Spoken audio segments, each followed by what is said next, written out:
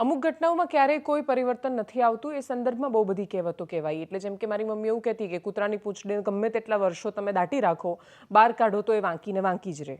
બીજું આપણે એવું કહેતા કે કાશીમાં જાઓ તો એ કાગડા કાળા જ હોય. આપણે એવું જ માનીએ કે સૂર્ય પૂર્વમાં જ ઉગે અને એવું જ થાય વર્ષોથી. પણ કદાચ કૂતરાની પૂંછડી સીધી થઈ જાય, કદાચ કાશીમાં તમને સફેદ કાગડા મળી જાય, કદાચ સૂર્ય પશ્ચિમમાં ઉગી જાય, પણ ભારતમાં જાતિ અને ધર્મના ઝઘડામાંથી આપણે બહાર આવીશું એવી નજીકના ભવિષ્યમાં દૂર દૂર સુધી સંભાવનાઓ નથી જોવાતી. અને એનું કારણ ગુજરાત સરકાર કેબિનેટમાં શું ચર્ચા કરવા જઈ રહી છે તો એના સમાચાર માધ્યમોમાં વહેતા થાય છે કે સરકાર એવું નક્કી કરશે કે પ્રેમ લગ્ન પર આપણે કેવી રીતે રોક લગાવીએ. નમસ્કાર, આપની સાથે હું દેવાંશી.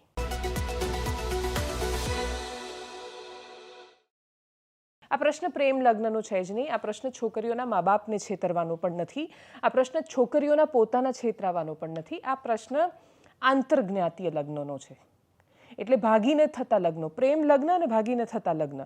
તો એમાં પ્રેમ લગ્નમાં જ્યાં મા બાપ સહમતિની મળી જાય છે, મોટા ભાગે પોતાની કાસ્ટમાં પ્રેમ લગ્ન હોય તો, અને કાં તો પોતાનાથી કે પોતાનાથી ઊંચી કે પોતાનાથી આસપાસની કથિત જ્ઞાતિઓમાં લગ્ન હોય તો ક્યાં પરવાનગી નથી મળતી તો કે પોતાનાથી કથિત નીચી જાતમાં જ્યારે છોકરી લગ્ન કરવાનું કહે છે ત્યારે એ પરવાનગી નથી આપતા. અને એ પરવાનગી કેમ નથી આપતા એના બહુ જ બધા કારણો છે.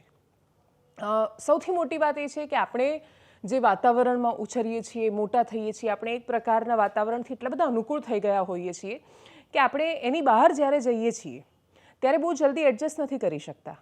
તમે ડિવોર્સ રેટ જુઓ સમાજની અંદર થતા લગ્નોના કે સમાજની બહાર થતા લગ્નોના, તો તમને સમજાશે કે હવે એમ પણ લોકો એડજસ્ટ નથી કરતા. એટલે પહેલાં એક સમય હતો કે દીકરીને ગાય દોરે ત્યાં જાય ને પછી છોકરીની તો લાશ જ ઘરે આવે, એ જમાનો ગયો. છોકરી બીજા દિવસે ઘરે પાછા આવે છે. પેલા કેટરર્સના અને મંડપના પૈસા ચૂકવવાના બાકી હોય, પેલા ફોટોવાળો પોતાનું બિલ ક્લિયર કરાવવાની એટલી ઉતાવળ કરે છે કેમ કે એને એમ કે 10 દિવસ મોડો થઈશ ને કાં તો આ લોકો છૂટા થઈ જશે તો મારું બિલ રોકાઈ જશે. એ સ્થિતિમાં એ ઇન્ટરકાસ્ટ મેરેજ હશે અને પછી બહુ દૂર દૂર સુધી ટકવાનું હશે તો એ લગ્નો પણ બહુ સરળતાથી ટકી નથી રહ્યા. અને એમાં ઇન્સ્ટાગ્રામ પર થયેલો પ્રેમ તો નથી જ ટકતો. પણ એ આખી અલગ સમસ્યા છે. એ માત્ર કાસ્ટની સમસ્યા નથી, એ પ્રદેશની પણ સમસ્યા છે. ગોળની બહાર લોકો લગ્ન નથી કરતા, પોતાના 8-10 ગામની બહાર. એનું કારણ એ છે કે 8-10 ગામના રીતિ રિવાજો માણસો એ બધાથી પરિચિત છે. એનાથી બહાર જ્યારે એક જ સમાજના કેમ ન હોય, એ બ્રાહ્મણની એક દીકરી જે મહીસાગરમાં રહે છે એ જ્યારે અમદાવાદમાં કે સૌરાષ્ટ્રમાં જ્યારે લગ્ન કરે છે ત્યારે આખી પ્રથા રિવાજો બધું બદલાઈ જાય છે. લગ્ન કરવાની આખી પદ્ધતિ બદલાઈ જાય છે બીજી જગ્યાએ કરે છે ત્યારે.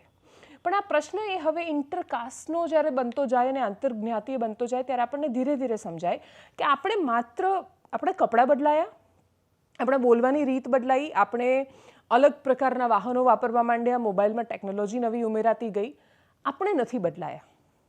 આપણામાં કોઈ ખાસ ફેર કે પરિવર્તન આવ્યું જ નથી. આપણે માત્ર દાવા કરીએ છીએ બહુ જ સરસ મોટા મોટા, પણ આપણા સમાજના આગેવાનો કઈ રજૂઆતોને લઈને જાય છે તો કે જે ભાગેડું લગ્ન પર રોક લગાવો. ભાગેડું લગ્ન, ભાગીને થતા લગ્ન, એક બહુ જ મોટી સમસ્યા છે. લગ્નની નોંધણીમાં થતું કરપ્શન એ સમાજ માટે બહુ જ મોટી ચિંતાનો અને શરમનો વિષય છે. એનું કારણ કે તમે તલાટીને પૈસા પકડાવો, ગોર મહારાજને રૂપિયા આપી દો એટલે તરત સહી કરીને કોઈ લગ્ન થયા હોય કે ન થયા હોય. બનાસકાંઠાની છોકરી હાલોલ પાસે જઈને શું કામ લગ્ન કરે? એટલા માટે કેમ કે ત્યાં કોઈને ખબર નથી પડવાની, એણે ત્યાં જવાનું એ નથી, પેલો ડાયરેક્ટ સર્ટી બનાવીને આપી દેશે ત્યાં. અને નકલી સર્ટિફિકેટ બનાવવામાં તલાટીઓએ કરોડોના બંગલા બાંધી દીધા અને એટલી હદ સુધી એ લોકો રૂપિયા કમાવા માંડ્યા. પણ મને આંગળી દુખે તો શું એનો હાથ કાપી દઈશ? સરકાર તરફથી એ પ્રકારની ચર્ચાઓ માધ્યમોમાં થઈ આજે અને ચારેય બાજુ ટીવીમાં આ સમાચાર ચાલ્યા કે સંભવતઃ કેબિનેટમાં નિર્ણય પછી સરકાર એ વાતને મંજૂરી આપી શકે છે કે આપણે લગ્નની નોંધણીમાં ફેરફાર કરીશું. ક્લાસ 2 ઓફિસર હશે એ જ નોંધણી કરશે અને ભાગીને થતા કિસ્સામાં મા બાપને નોટિસ મોકલવામાં આવશે અને 1 મહિનાની અંદર મા બાપે જવાબ આપવાનો થશે. ક્યાંય એ સ્પષ્ટતા નથી કે મા બાપ ના પાડશે તો, કે મા બાપે ના પાડી કે મને આ પ્રેમ લગ્ન મંજૂર નથી તો શું એ આપણે લગ્ન નહીં થવા દઈએ? એનું કારણ એ છે કે આ દેશમાં લીવ ઇનને આપણે લીગલ કરેલું છે. આપણે જ્યારે પરંપરા અને સંસ્કૃતિની વાતો કરીએ છીએ ત્યારે આપણે એટલા બધા દંભી છીએ કે એક તો આપણી પાસે એ જ જવાબ નથી કે પરંપરા શું ને સંસ્કૃતિ શું ને સભ્યતાની વ્યાખ્યા શું કરીશું આપણે. કઈ પરંપરા સાચી ને કઈ ખોટી, કયું કલ્ચર જેને આપણે એડોપ્ટ કર્યું છે સાચું કે ખોટું. જો આપણે વેદિકની વાત કરીશું તો આપણે વેદિક સમયથી તો ક્યાંય દૂર દૂર સુધી આપણે વેદિક સમયને કોઈ જ લેવા દેવા નથી. વેદો અને ઉપનિષદોની જે સંસ્કૃતિની આપણે જે વાત કરીએ છીએ એને વાસ્તવિક જીવનમાં આપણે જો 10% પણ ઉતારીએ તો આપણે અત્યારે છીએ એના કરતાં લાખ ગણા આધુનિક હોઈએ. અને એટલે જ એ સમયનો માણસ ગમે તે હતો પણ એ આટલી હદ સુધી સંકુચિત નહોતો. એ અલગ અભિપ્રાય આપનારાને પોતાનો દુશ્મન નહોતો માનતો. એ તો એકમ સત્ય વિપ્રોહો બહુધા વદંતી કહેતો હતો કે સત્ય એક જ છે પણ હોશિયાર માણસો એને અલગ અલગ રીતે કહે છે. ને એટલે તમે જેટલા વધારે ઓપિનિયન, શુદ્ધ ભાવે અપાતા મંતવ્યો એ જેટલા ઉમેરાતા જાય એટલું એ સત્ય વધારે ને વધારે મજબૂત બનતું જાય છે. કેમ કે એની અંદર ચર્ચા થાય છે, સંવાદો થાય છે. અલગ ઓપિનિયન અથવા અલગ વાત કરવી કોઈનાથી અથવા એ વાતને તો દુશ્મનીની જેમ જોવામાં આવે છે. અને એવા સમયમાં, અને સૌથી મોટી વાત, આપણે કોરોના જેવો સમય જોયો. એવો સમય કે જ્યારે આપણે જોયું કે કોઈ પણ જ્ઞાતિનો માણસ હતો, અમીરી ને ગરીબીના કોઈ પણ વર્ગમાંથી આવતો હતો, એની પાસે ગમે તેટલી સત્તા હતી પણ એ ન બચી શક્યો. જ્યારે કોરોના એ ફેફસામાં ગયો ત્યારે એણે કોઈ જ દરકાર ન કરી કે આ અમીરનું ફેફસું છે કે ગરીબનું. એણે જીવ લઈને રહ્યા. કોઈ 5 સ્ટારમાં મર્યા, કોઈક ઘરે મર્યા, કોઈક પીડાથી વધારે સબડ્યા, કોઈકને લાઇનમાં ઊભું રહેવું પડ્યું, કોઈકને લાઇનમાં ન ઊભું રહેવું પડ્યું. મૃત્યુથી દૂર ન રહી શક્યા. સંપત્તિ, અભિમાન બધું જ ત્યાંનું ત્યાં રહ્યું અને માણસો ના રહ્યા. કોરોના પછી, કોવિડ પછી એવી અપેક્ષા હતી કે કદાચ માણસ હવે નફરતમાંથી બહાર આવશે. કોરોના સમય કેટલા ઝડપથી પ્રકૃતિ ફરી એકવાર ખીલી ઉઠી હતી. આપણે જોયું હતું કે પ્રકૃતિ ફરી એકવાર, એટલે ગોધરામાં રહીને પાવાગઢ દેખાતો હતો એટલું જ સુંદર ને ચોખ્ખું વાતાવરણ થયું હતું. મતલબ પ્રકૃતિને તો થોડી સ્પેસની જરૂર છે. સાવ ગાયબ થયેલી ચકલીઓ ફરીથી દેખાવા માંડી. બધું જ ફરીથી એવું લાગ્યું કે પ્રકૃતિને પુનર્જીવન મળ્યું છે. પણ આપણે માણસ, આપણી કૂતરાની પૂંછડી આપણને ગમે તેટલા દાટે, બહાર નીકાળો એટલે સીધા ને વાંકા જ બહાર આવીએ. સીધા થવાની કોઈ સંભાવના નહીં. અને એટલે જ કમનસીબે જાતિ એ ચર્ચાઓનો મુખ્ય મુદ્દો છે. અને જાતિગત સ્વાભિમાન એ લગ્નમાં એટલી હદ સુધી વચ્ચે આવ્યું છે કે તમે એ પ્રયત્ન નથી કરી રહ્યા. કોઈ પણ સમાજને અધિકાર છે પ્રયત્ન કરવાનો કે એનું એક વાતાવરણ, એનું એક ચોક્કસ જે બંધારણ બનાવેલું છે, એક વ્યવસ્થામાં રહે છે, એની ઓળખ છે. અને એની ઓળખ જાળવવાનો પ્રયત્ન કરે. કેમ કે જો તમે ઓળખ નહીં જાણવો તો આપણી વિવિધતા કેવી રીતે જળવાશે? એટલે આપણે વેસ્ટ નથી કે આપણા બધાની એક અલગ પ્રકારની ઓળખ હોય. આપણી બધાની એક અલગ અલગ આપણી સંસ્કૃતિ, આપણી ભાષા, કેટલી બધી વિવિધતા છે. એ વિવિધતાથી તો આ દેશ વધારે મજબૂત બન્યો છે. આ દેશ આઝાદ થયો ત્યારે એને ચલાવવો એટલો સરળ હતો જ નહીં. કેમ કે 12 ગામે બોલી બદલાય છે, થોડા ડિસ્ટન્સ પર એની ભાષા બદલાય છે, રિવાજ બદલાય, રહેણી કરણી બદલાય, માન્યતાઓ બદલાય, ભગવાન બદલાય, શ્રદ્ધા બદલાય. એ સ્થિતિમાં પણ આ દેશ એકતા સાથે રહી શક્યો. એનું કારણ એકબીજાની શ્રદ્ધાનું અને ઓળખનું સન્માન હતું. એની વચ્ચે હવે ઇન્ટરફેથ અને ઇન્ટરકાસ્ટ મેરેજીસ એટલો મોટો મુદ્દો બની રહ્યા છે કે સમાજને એવું લાગે છે કે દીકરીને બચાવવી એની જવાબદારી છે. દીકરીને સમજાવવી એ જવાબદારી કોઈને લાગતી જ નથી. દીકરાઓને સમજાવવી જવાબદારી લાગતી નથી. આ વિષય પર મેં જ્યારે ખૂબ જાણીતા ઉદ્યોગપતિ, પાટીદાર સમાજના અગ્રણી અને 5500 કરતાં વધારે દીકરીઓના પિતા, એમને ખૂબ બધી દીકરીઓના લગ્ન કરાવ્યા છે, એવા મહેશ સવાણી સાથે જ્યારે વાત કરી ત્યારે એમણે બહુ જ બધા ઉદાહરણ આપ્યા. અને એમાં એમણે દીકરા અને દીકરીને જે ઉદાહરણ આપ્યા બહુ મહત્વના હતા. કે ભાગી ખાલી દીકરી જ કેમ જાય છે? દીકરી એકલી કોઈ રેસમાં નથી દોડતી, ભાગી છોકરોએ જાય છે. પણ છોકરો ભાગે ત્યારે આપણે એવું કહીએ છીએ કે છોકરી લઈને આવ્યો, અને દીકરી છે તો એ જાય છે. દીકરીને જ્યાં સુધી નાક માનતા રહીશું ત્યાં સુધી કપાતું રહેશે. સાંભળીએ મહેશ સવાણીને એકદમ સંક્ષિપ્તમાં. અહીંયા સમાજે એકદમ ખોટો મુદ્દો ઉભો કરેલો છે આંતર જ્ઞાતીય લગ્નને લઈને. ભગવાને પુરુષ અને સ્ત્રી આ બેને જન્મ આપ્યો. જ્ઞાતિના વાળા રાજકારણ અને સમાજ અને આપણે બધા ભેગા થઈને કર્યા કે તું દરબાર છો, હું પટેલ છું, હું બ્રાહ્મણ છું, કોળી છું, કણબી છું. મનુષ્યમાં લગ્ન કરે છે, જાનવર હારે કરતા નથી. પુરુષ સ્ત્રી સાથે લગ્ન કરે છે તો એમાં ખોટું શું છે? અને બીજી વાત, આંતર જ્ઞાતીય લગ્ન એ મોટાઓ કરે તો કોઈ વિવાદ નહીં, અને નાનાઓ કરે તો પ્રોબ્લેમ. કોઈ પણ સમાજમાં અત્યારે દીકરીઓની અછત હોવાને કારણે ઘણા મા બાપો એના દીકરાઓને એવી સલાહ આપે છે કે તમે કોઈ છોકરીની સાથે કઈક એમ કે લવ કરો અને પછી એ છોકરી લઈ આવો, અમે તમને સ્વીકારી લેવું. દીકરી ન મળવાને કારણે બેન વાત જ એ છે કે ખાલી દીકરીઓને સુધરવાનું છે, દીકરાઓને સુધરવાનું જ નથી. બધી જગ્યાએ દીકરી ભાગી ગઈ. કેમ દીકરો નથી ભાગી ગયો? એક્ઝેક્ટલી. એ તો દીકરો પણ ભાગી ગયો, પણ દીકરો ભાગી ગયો એમ કોઈ નહીં કે, દીકરી ભાગી ગઈ. અને દીકરો નહીં સમાજ આવે તો એવું કે છે. જો સમાજ છે ને બેન, મારી 5539 દીકરીઓના પત્ર, એક બાપને લખેલા પત્રમાં 90% પત્ર, 10% સારા પણ છે, પણ 90% પત્રમાં એક જ વસ્તુ લખ્યું છે કે મારા પપ્પા એક્સપાયર થઈ ગયા, કે એટેક આવ્યો, કે કેન્સર હતું, કે એક્સિડન્ટ થયું, કે XYZ રીઝન હોય. તો પછી અમારા કાકાએ, મોટા બાપાએ અમને 2-3 મહિના ધ્યાન રાખ્યું, પછી અમારું કોઈ કેર કરતું નથી, અમારા ઘરે આવતા નથી. આ 90% દીકરીઓના પત્રમાં છે બેન, બરાબર. તો એ તો પરિવાર છે, આ તો આપણે સમાજની વાત કરી, જ્યારે પરિવારે કામમાં નથી આવતું.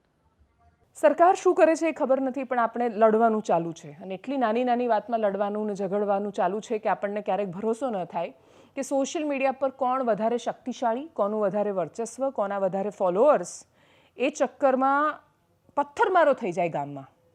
એટલે એક છોકરો બાઇક લઈને સાણંદ પાસેનું કલાણા ગામ બાઇક લઈને ગયો, એક બધાએ એની સામે જોયું, પેલાએ કહ્યું કે તું મારી સામે કેમ જુએ છે, ને બસ પૂરતું હતું. આખું ગામ સામસામે, 2 જૂથ હતા, 2 અલગ અલગ સમુદાય હતા, અને એ 2 સમુદાયના લોકો આવ્યા, હાથમાં હતા પથ્થર ને મગજમાં હતું ચડેલું જોમ, જાતિ અને ધર્મને સાબિત કરવાના હતા. સામસામે પથ્થરમારો કરવા માંડ્યા, એકબીજા માટે અતિશય જાતિને સંબોધીને ગાળો આપવામાં આવી. અને પછી આખું ગામ જ્યારે પોલીસ ગયું ત્યારે ગામ ખાલી હતું, કોઈ હતું જ નહીં, ત્યાં બધા ભાગી ગયા હતા, કેમ કે ખબર હતી કે આ તોફાન કર્યું છે તો પોલીસ તો આવવાની છે. સોશિયલ મીડિયાની એક પોસ્ટ માટે, અને મોટાભાગે યુવાન છોકરાઓ હતા, એટલે 15 થી 25 વર્ષના અથવા 15 થી 35 વર્ષના છોકરાઓ કરી શું રહ્યા છે? તો કે એક બાજુ આપણી પાસે બહુ જ નાના છોકરાઓ એવા છે કે જે વિશ્વમાં ઇતિહાસ બનાવી રહ્યા છે, ટેકનોલોજીમાં આખી દુનિયાને પછડાટ આપી રહ્યા છે, સ્પર્ધા કરી રહ્યા છે, કોઈ ચેસમાં જીતી રહ્યું છે, કોઈ ક્રિકેટમાં સિદ્ધિ મેળવી રહ્યું છે, અને બાકી બધા શું કરી રહ્યા છે? કે સોશિયલ મીડિયામાં એમને સાંભળી, રીલ સ્ક્રોલ કરી અને પછી એકબીજાને પથ્થર મારી રહ્યા છે. સાણંદમાં પોલીસે શું કહ્યું સાંભળીએ. સાણંદ જીઆઈડીસી પોલીસ સ્ટેશનના વિસ્તારમાં એક કલાણા કરીને ગામ છે. એ ગામમાં 4 યુવકો વચ્ચે જે છે એક બાઇકને લઈને એક મનદુખ હતો, અને એક જૂથવાળા જે માણસ છે બાઇક લઈને જતા હતા, બીજા જૂથવાળાને કીધું તું મારે સામે કેમ જોવે છે. આ વસ્તુને લઈને જો એ બંનેને વચ્ચે જો ઝઘડો થયો. ઝઘડો થયા પછી જો બંને બાજુના જો યુવાન લોકો જો સામે સામે આવીને પથ્થરમારો કર્યો હતો. એને આધારે જો સામે સામે ફરિયાદ દાખલ થયેલી છે, અને અત્યારે જો ગામમાં કોમ્બિંગ ચાલુ છે. હું પણ ત્યાં વિઝિટ કરીને આવ્યો છું, અને અમારા ડીવાયએસપી, એલસીબી, એસઓજી અને સાણંદ જીઆઈડીસી અને સાણંદ ટાઉન અને બોપલ પોલીસ સ્ટેશનની ટીમ ત્યાં હાજર છે. અત્યારે કન્ટિન્યુઅસ બંદોબસ્ત ચાલુ છે. ગામમાં ખરેખર શાંતિ છે, એક પણ અત્યારે કોઈ વિષય નથી. અને અત્યારે જે લોકો જે શંકાસ્પદ છે એવા લગભગ 30 લોકોને અમે ઉપાડેલા છે. એની પૂછપરછ અત્યારે ચાલુ છે. જેની સંડોવણી હોય એને એક પણ છોડવામાં આવશે નહીં, અને ગામમાં ખરેખર અત્યારે શાંતિ છે. સર, કારણ શું છે કે છેલ્લા 1 વર્ષથી બંને વચ્ચે બંદૂક છે, આ સામસામે નાની મોટી તકરાર થતી? એમાં જે સોશિયલ મીડિયામાં એકબીજા જે પોસ્ટ મૂકતા હોય છે, જે ખરેખર જે વર્ચસ્વની યુવાનોને વર્ચસ્વની લડાઈ છે. ખરેખર કે એક જૂથના યુવાનોની જે છે આ કે ભાઈ અમે વધારે ફેમસ છે સોશિયલ મીડિયા પર, બીજા રીતે વધારે ફેમસ છે. આ રીતને લઈને જો એ બંને વચ્ચે મંદુક છે, અને અત્યારે આ ઘટનાની મૂળ સુધી જઈને જો એ બંને ગ્રુપ વચ્ચે આ પણ કોઈ પ્રકારનો વિષય હોય એને સોલ્વ કરવા માટે પોલીસ તમામ રીતે પગલાં લેશે. સોશિયલ મીડિયાના રંગે રંગાતા છોકરાઓને એટલે સમજાવજો કેમ કે તમને ખબર નહીં પડે ક્યારે શું કરીને આવશે. 9 ડિસેમ્બરે દહેરાદૂનમાં સૂરજ નામના એક છોકરાના ઘરે બર્થડેની પાર્ટી હતી. પરિવારને એવું હતું કે છોકરાઓ ભેગા થઈને પાર્ટી કરશે. દારૂ લેવા માટે છોકરાઓ દુકાન પર ગયા. 5 છોકરાઓ હતા, ને એમાં કેટલાય જુવેનાઇલ હતા, 18 વર્ષથી નીચેની ઉંમરના. એટલે 15 થી લઈને 25 વર્ષના છોકરાઓએ શું કર્યું? તો કે એમની આંખોની સામે એક એન્જલ અને માઇકલ ચકમા નામના 2 છોકરાઓ આવ્યા, અને કથિત રીતે એમના પર એવો આરોપ લાગ્યો છે કે એમણે એને મોમો ને ચિંકી ને ચાઇનીઝ ને એવું કહીને બોલાવ્યા. એ છોકરાઓ ઉત્તર પૂર્વીય આપણા રાજ્યો એમાંથી આવતા હતા, અને એ છોકરાઓને મારવામાં આવ્યો. અને માત્ર માર ન મરાયો, એન્જલને ચાકુના ઘા મારીને, જે સૌથી નાનો છોકરો હતો એ સૌથી વધારે ગુસ્સામાં હતો, જેની ઉંમર 18 વર્ષની નથી થઈ, એ માત્ર પેલા લોકોએ ખાલી એટલો સવાલ કર્યો કે તમે હસી કેમ રહ્યા છો મારી સામે, બસ આટલી વાતમાં એના પર હુમલો કરી દીધો. અને પછી 26 તારીખે એન્જલનું મૃત્યુ થયું. એન્જલનું મૃત્યુ પહેલાં એણે હોસ્પિટલમાં છેલ્લે કહ્યું કે હું ભારતીય છું. મૃત્યુ પહેલાં એક માણસે પોતાને ભારતીય સાબિત કરવા માટેનો પ્રયત્ન કરવો પડ્યો. અને આ ભારતીય સાબિતના બધાથી મહત્વનો મુદ્દો એ છે કે 15 થી 25 વર્ષના છોકરાઓ આ કરીને ગયા. એ જે સૌથી નાનો હતો એમાંથી એ જે હતો એ કે 11મા ધોરણમાં ભણવાનું છોડી દીધું હતું કેમ કે સ્કૂલમાંથી કાઢી મૂક્યો એને. અટેન્ડન્સ નહોતી, વર્તન બહુ જ ખરાબ હતું. જો કદાચ એ સમયે મા બાપે એને સમજાવી લીધો હોત અથવા સુધાર ગૃહમાં મોકલી દીધો હોત તો. પણ આપણે ત્યાં તોફાની બાળક છે પણ એ મારું છે તો કંઈ વાંધો નહીં, થોડું તોફાન કરીને આવે, આને તો થોડું મારી લીધું ને, એનાથી થોડું એણે કશું અપરાધ કરી લીધો છે. આપણે પ્રતીક્ષા કરીએ છીએ કે આપણું બાળક કંઈ મોટો અપરાધ કરીને આવે પછી એના વિશે ચર્ચા કરીશું. એક છોકરો આ દુનિયામાં નથી જેણે એ સાબિત કરતા કહ્યું ને કે હું ભારતીય છું. એના પિતા BSFમાં હેડ કોન્સ્ટેબલ હતા અને એટલે જ એક પિતા કે જે ભારતીય સેનામાં પોતાની ફરજ નિભાવી ચૂક્યા છે, એમના દીકરાને એ ભારતીય નથી એવું માનીને જ્યારે કોઈ મારી નાખે ને એવો આરોપ લાગે ત્યારે આખા દેશમાં એ શું સ્થિતિ થાય. પણ એ લોકો જો કદાચ બીજા કોઈ વિસ્તારના હોત તો વધારે ચર્ચાનો હિસ્સો બન્યા હોત, પરંતુ મોટાભાગે ઉત્તર પૂર્વીય રાજ્યો માટે બધાને પૂર્વાગ્રહો છે અને એટલે જ આપણે તો જાતિ સિવાય પણ, એટલે જાતિમાંથી બહાર નીકળીએ તો ધર્મ, ધર્મમાંથી બહાર નીકળીએ તો ક્ષેત્ર, અહીંયાથી બહાર જઈએ તો પાછા આપણે એવી ફરિયાદ કરીએ કે ભારતીયો સાથે ડિસ્ક્રિમિનેશન થાય છે, એમની સાથે અન્યાય થાય છે. આપણે ભારતમાં આવીએ ત્યારે એ કઈ રંગભેદ, નસ્લભેદ, ત્યાં રંગભેદની વાત કરીએ, અહીંયા નસ્લભેદ કે પછી જાતિભેદ કરીએ ત્યારે એનું શું? આ આખી દુનિયા આ ગ્લોબલ સમસ્યા થઈ ગઈ છે. એટલે એક બાજુ ગુજરાતના જ આજે સમાચાર છે કે આપણે ઇન્ડિયન AI રિસર્ચ ઓર્ગેનાઇઝેશનની આવતીકાલથી 1 તારીખથી શરૂઆત કરવાના છીએ. ગુજરાત સરકારે કહ્યું કે નવા વર્ષમાં પહેલી ભેટ શું? તો કે આર્ટિફિશિયલ ઇન્ટેલિજન્સ પર કામ થશે, અહીંયા રિસર્ચનું કામ થશે. એટલે એક બાજુ આપણે એવી દુનિયામાં પ્રવેશી ચૂક્યા છીએ જ્યાં માણસ જાતનું અસ્તિત્વ અને માણસ કેટલો વામણો સાબિત થશે આપણને ખબર નથી. સેપિયન્સ અને નેક્સસ જેવા પુસ્તકો લખવાવાળા યુવલ નોવા હરારીનું હમણાં જ સ્ટેટમેન્ટ હતું એક પોડકાસ્ટમાં, જેમાં એમણે કહ્યું કે હવે એ જે લખી રહ્યા છે એમનું છેલ્લું પુસ્તક હશે કેમ કે એમને એવું લાગે છે કે આર્ટિફિશિયલ ઇન્ટેલિજન્સની સામે સ્પર્ધામાં નહીં ટકી શકે. અને વાત સાચી છે. એક માણસ આખી જિંદગી આપીને જેટલા પુસ્તકો નથી વાંચી શકતું, આર્ટિફિશિયલ ઇન્ટેલિજન્સ એ ફટાફટ એ પુસ્તકોને બધું જ સર્વરમાં એ પોતાનો ડેટા સંગ્રહી અને 1 સેકન્ડમાં તમને એ જવાબો આપે છે જે જવાબ માણસ સરળતાથી નથી આપી શકવાનો. એટલે આપણે એવી દુનિયામાં ઓલરેડી પ્રવેશી ચૂક્યા છીએ. 2026માં જ્યારે આપણે જવાના છીએ ત્યારે આપણને નથી ખબર એ 2025 કરતાં પણ કેટલું ઘાતક હશે. પણ તમે આખી દુનિયાની સમસ્યાઓ જુઓ. અમેરિકન્સ પોતાની અસ્તિત્વ માટે, ન્યૂઝીલેન્ડવાળા કહે છે અમને ભારતીયોને લઈ જાઓ, ઓસ્ટ્રેલિયાવાળા કહે છે કે ચાઇનીઝને લઈ જાઓ. આ ઝઘડામાંથી જ આપણે બહાર નથી આવી રહ્યા. અને આખી દુનિયાને ભલામણને શિખામણ આપતા પહેલાં આપણે ત્યાં શું થઈ રહ્યું છે આપણી આંખોની સામે છે. છેલ્લે વાત કરીએ રાજનીતિની. રાજનીતિનો આજનો દિવસ ફરી એકવાર કોંગ્રેસને નામ રહ્યો. કલેશ, કજિયો, કંકાસ ને કકડાટ એટલે કોંગ્રેસનું નામ. કોંગ્રેસ માટે આ બહુ સરળ થયું છે. એટલે દરરોજ જાગતાની સાથે પડે પેલું જે દરરોજ બોમ્બની માફક પડે સવારને રોજ એ જ કચ્ચર ગાણ ઘટના નીકળે. એ જ નાતે કોંગ્રેસ માટે એક કકડાટ જે પાટણથી શરૂ થયો હતો એ ધારાસભ્યના રાજીનામાની ચીમકી સુધી પહોંચ્યો. સવાર પડતા સુધીમાં કિરીટ પટેલનું નિવેદન આવી ગયું હતું કે હું દંડક પદેથી રાજીનામું આપી દેવાનો છું. બપોર પડતા સુધીમાં એવી ચર્ચાઓ થઈ ગઈ કે ખાલી દંડક પદેથી નહીં, કાં તો એ ધારાસભ્ય પદેથી પણ રાજીનામું આપી દે. અને સાંજ પડતા સુધીમાં બધું પાછું ઘીના ઠામમાં ઘી ઠરી ગયું અને પછી એમણે કહ્યું કે હું રાજીનામું આપવાનો નથી. આખા નાટ્યાત્મક ઘટનાક્રમમાં છેલ્લે કિરીટ પટેલે શું કહ્યું સાંભળીએ એમને. જે પાર્ટીને નુકસાન કરવાનો અને પાર્ટીને બદનામ કરવાનો અને અમને ભાષણ રોકવાનો પ્રયાસ કર્યો તો એમની સામે એક્શન લેવામાં આવશે. અને જે અમારા વિરુદ્ધમાં જે વ્યક્તિઓએ કામ કર્યું હતું એવા વ્યક્તિઓ કોણ છે એમના નામ એ જે પ્રદેશ કક્ષાએ એમને સમાવવામાં આવ્યા છે એમને રદ કરવામાં આવશે. એટલે એમને અમને વિશ્વાસ આપ્યો છે, ખાતરી આપી છે અને એમના વિશ્વાસ અમારા પ્રદેશ પ્રમુખના અમને જે વિશ્વાસ અને બાંયધરી આપી છે એના આધારે હાલ પૂરતું અમે રાજીનામું આપવાનું અમે રદ કર્યું છે. પરંતુ આ સમગ્ર બાબતની જાણ અમે પત્ર લખી અને જે હકીકત બની છે એ અંગ્રેજીની અંદર અમે ડ્રાફ્ટ તૈયાર કર્યો છે અને એ ડ્રાફ્ટ અમે KC વેણુગોપાલ અને AICCને મોકલી આપીશું. દુનિયા તો ક્યારે બદલાશે એનો કોઈની પાસે કોઈ જવાબ નથી. એટલે અમેરિકન્સને, ઓસ્ટ્રેલિયાવાળાને, ન્યૂઝીલેન્ડવાળાને, બાકીની દુનિયાના દેશોના માણસો કે પછી ઇસ્લામિક કટ્ટરતા ફેલાવી રહેલો એક બહુ જ મોટો સમુદાય એ ક્યારે બદલાશે આ કોઈના કોઈની પાસે જવાબ નથી. આપણે શું કરી રહ્યા છીએ? વર્ષના અંતમાં ખાલી આ વાતનો જવાબ આપીએ કે આપણે એ કટ્ટરતા ફેલાવવામાં વચ્ચે સહભાગી બન્યા. જો આપણે નથી બન્યા તો આપણે એટલો પ્રયત્ન કરીએ કે આપણે આપણી આસપાસના માણસો, આપણા બાળકો, આપણો પરિવાર એટલીસ્ટ આ વિષથી, આ ઝેરથી એમને દૂર રાખી શકીએ. એનાલિસિસમાં અત્યારે બસ આટલું. જો આપ અમને YouTube પર જોઈ રહ્યા છો તો સબસ્ક્રાઇબ કરો, Facebook પર જોઈ રહ્યા છો તો ફોલો કરો, વિડીયોને શેર કરો. નમસ્કાર.